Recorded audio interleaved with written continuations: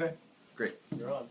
Okay, so Eloise and I are back, and we're now going to demonstrate what it might be like to speak to a legislator who puts a few more barriers in front of you than maybe a legislator that's big on our issues. So Eloise will be the representative this time, and I will be the advocate. So hello, Representative Hudgins. My name is Kevin, and I live and work in Everett in your district for Capitol Hill Housing, and I'm here today with the Housing and Homelessness Advocacy Day. Great, nice to meet you. Look, I've had a lot of meetings today, and everyone wants me to promise dedicated funding for their programs. So if you're here to ask for money, be prepared to leave empty-handed. Is that what your group wants, dedicated funding for housing? Well, we're actually here today with over 500 advocates. There includes housing providers, housing developers, and person living in affordable housing or experiencing homelessness to talk to you about a number of different pieces of legislation that will help to provide housing and put an end to homelessness in our state. I personally work for Capitol Hill Housing in a building that received funding from the Housing Trust Fund, and I'd like to speak to you more about that. Yes, well, housing's important, but so is this McCleary decision and many other priorities of the state government that have been pushed aside in recent years.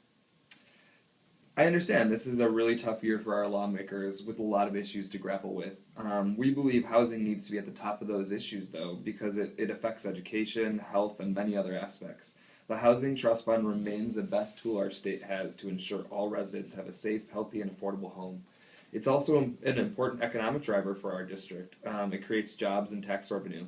I personally work in a building in our district that houses 25 families that would otherwise be on the streets or in shelters. And the Housing Trust Fund allows for state money to be leveraged with private dollars as well to make homes a reality for families in our district. Well, great, but as I said, it's really going to be a tough year. Do you know about the McCleary decision? We can't get around what the courts have directed us to do in terms of funding public education, and that's on top of the deficit we already have.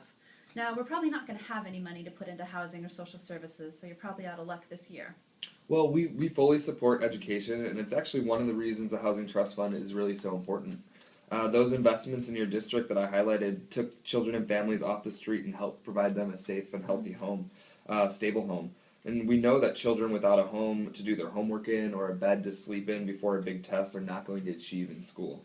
And teachers and school districts are really struggling to support students and families experiencing homelessness or on the verge of homelessness. We actually have some more information here that from one of our partners that we can share with you about the negative effects that homelessness has on student achievement. Okay, well, if we put money into the Housing Trust Fund, though, I think we're going to have to cut money from somewhere else. I'm not about to raise taxes on a struggling state. So what would you recommend that we cut from the budget to fund the Housing Trust Fund? Well, as you know, we have cut billions of dollars from the state budget in recent years, and I'm not sure we can afford to cut any more from essential programs without severely affecting children and families in our state. Cutting programs would mean children going to school sick because they have no health coverage or hungry because they don't have access to food. With new revenue, we can ensure we keep funding our current programs and investments, including the Housing Trust Fund. I hear that you're not for raising taxes, but we do urge you to explore and be open to other revenue options. Well, I can tell you I'll keep my ears open for ideas I can actually vote for, but I cannot make any promises. You know, if there were the revenue to do it, I'd love to be able to invest more in our local fisheries. I really think we need to support these local fisheries to help create jobs and stimulate the Everett economy. You're asking me to support the Housing Trust Fund. Can you help me with the local fisheries?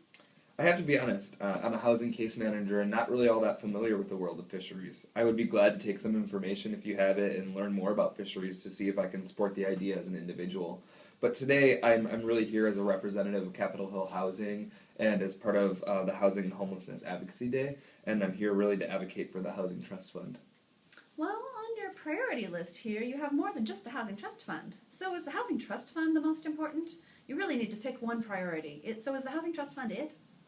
Though we believe the Housing Trust Fund is the best tool for building and rehabbing affordable homes in our state, we also believe that our other legislative priorities are really important as well. Things such as the Fair Tenant Screening Act help ensure that once those affordable homes are built, everyone has a fair and equitable chance to enter into them. We really can't solve the problem of a lack of affordable housing and ending homelessness with just one tool. We need many tools in our toolbox. Well, like I said, it'll be a tough year, and I'm just not sure the Housing Trust Fund will make it to the top of my list.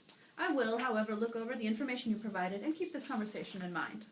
Well, I really appreciate the consideration, and I'm just wondering, is there any other information that I can get to you on the great work of the Housing Trust Fund in our district that might help gain your support? Oh, you can always feel free to send quality and reliable data to my office, and I'll make sure it gets attention. Great. I will bring this back to my organization as well as the Advocacy Day organizers, and we'll follow up with you in the next few weeks with some more information. Thanks so much for taking the time to meet with me today. Sure, thanks for stopping in, and remember, we are in a tough spot with the budgets this year. Great.